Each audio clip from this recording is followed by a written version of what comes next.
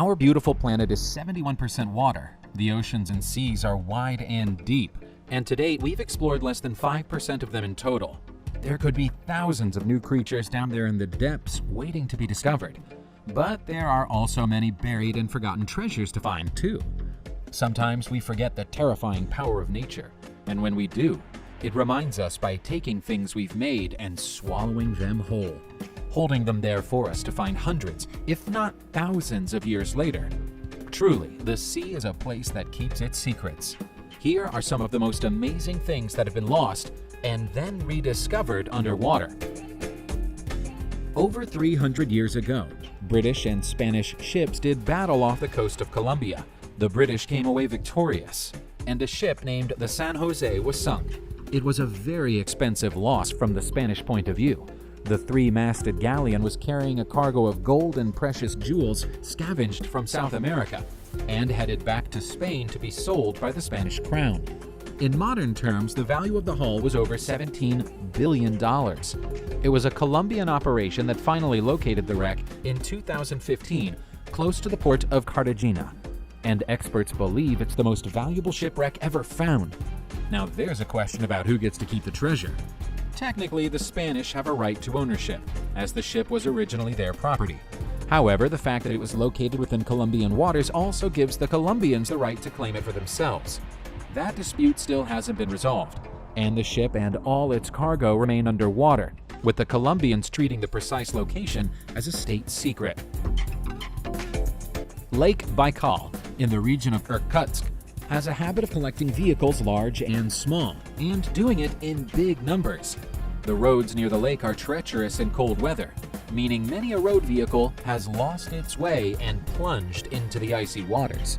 It's not just road vehicles though. Objects seem to fall from the sky into the lake, as if the waters have a magnetic pull. To give Lake Baikal its full credit, it's the deepest and oldest lake in the world and contains an astonishing 22% of the world's fresh surface water. At its deepest, it's over 5,000 feet below water. That's a lot of space for things to get lost.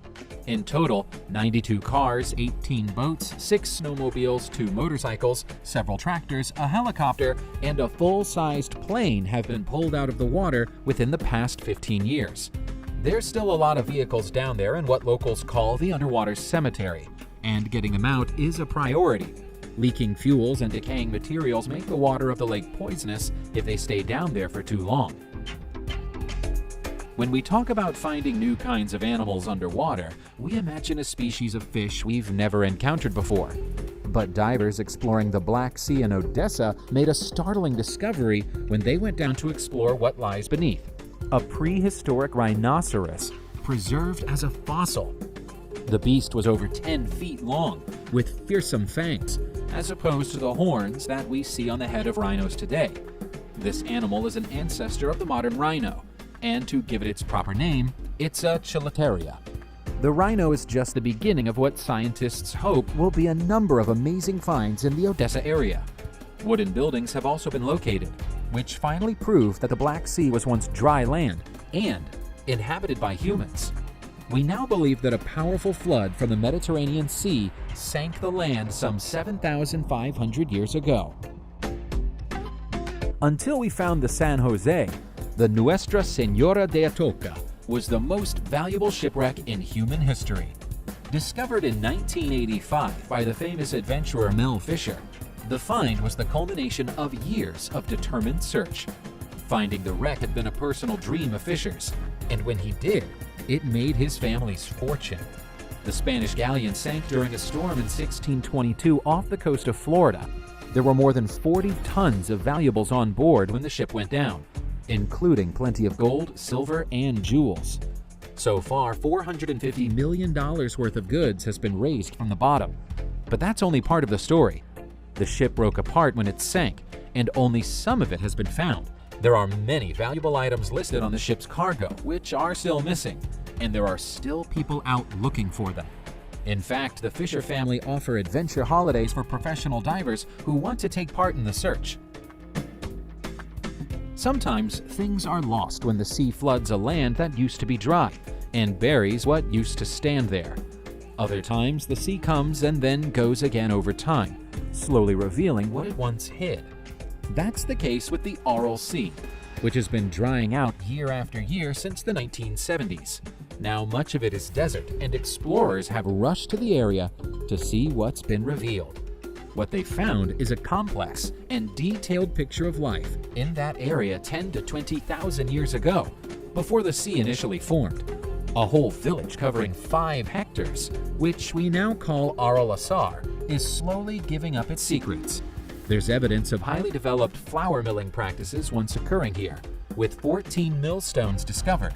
The remains of rice fields have been identified all around the area, along with coins that date the settlement to the Golden Horde period, which suggests that the sea levels have changed dramatically over time.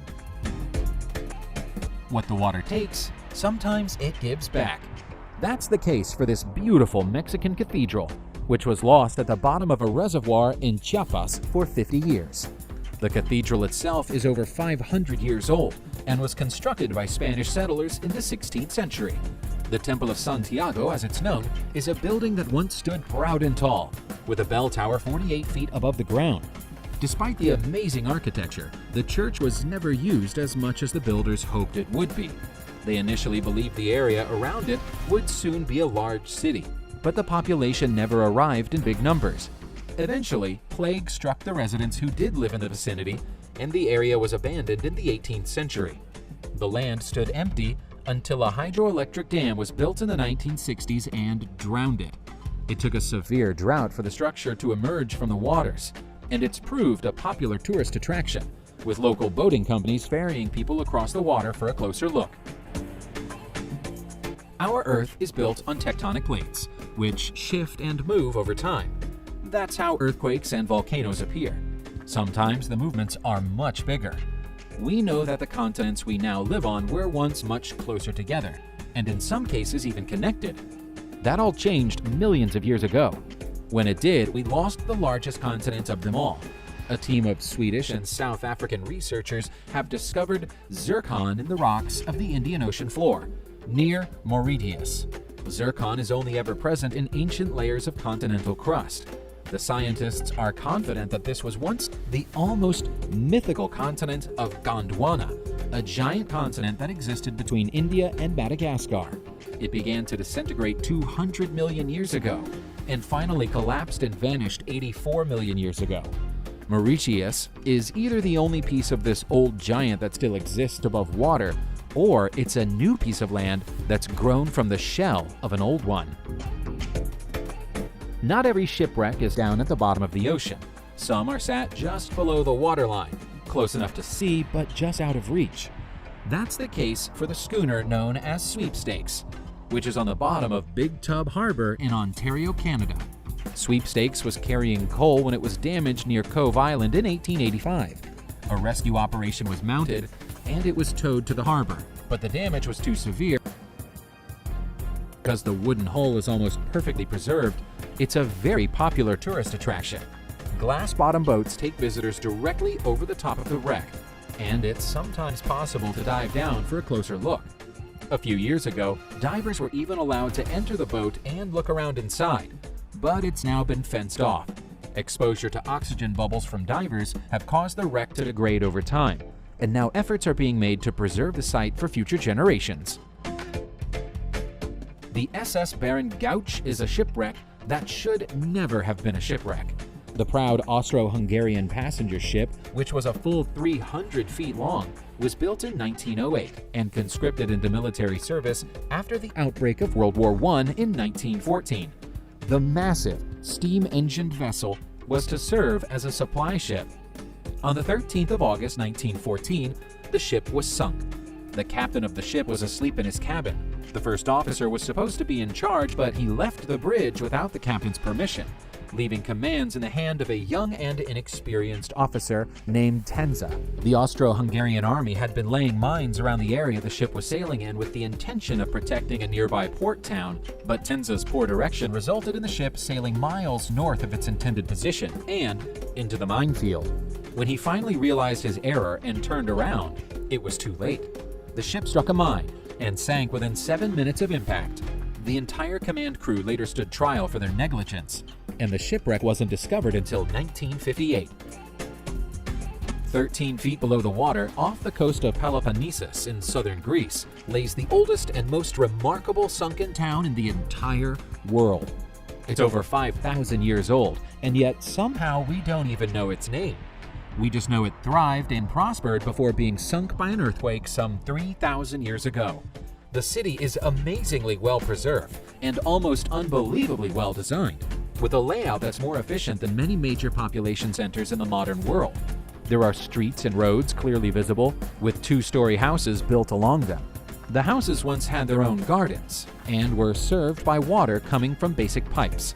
The presence of large storage containers, along with clay artifacts and statues, lead us to believe that this was once a major center of commerce for the ancient Minoan civilization. But even that's only a best guess. What we can say for certain is that whoever built it was hundreds of years ahead of any other civilization around at the time. It's a mystery we may never solve. You may have visited dozens of museums, but you'll never have seen anything like the Museo Atlantico, a fully functional underwater museum off the coast of Lanzarote. It's the latest ingenious work of British artist Jason de Caer Taylor, a marine expert and diver who's made a career out of working below the waves. Taylor has created and submerged over 300 sculptures in the Atlantic Ocean in an attempt to draw attention to climate change and the need for conservation work to preserve our planet's environment. All of Taylor's sculptures are made from specially designed materials which don't corrode or dissolve into the water, meaning they pose no hazard to the plants or fish which swim around them. The star of the show is the human gyre, more than 200 statues of human beings arranged in a circle, life-sized and representing people of all ages and backgrounds. The circular structure has been specifically designed to resemble a reef, making it inviting for marine life to cluster around it. Taylor says the human gyre is a reminder that life on our planet began in the seas, and that both we and our world still depend upon it for our survival. Subscribe to the channel and turn on notifications, and you will be the first to know when a new video comes out. Thank you for watching, and see you soon.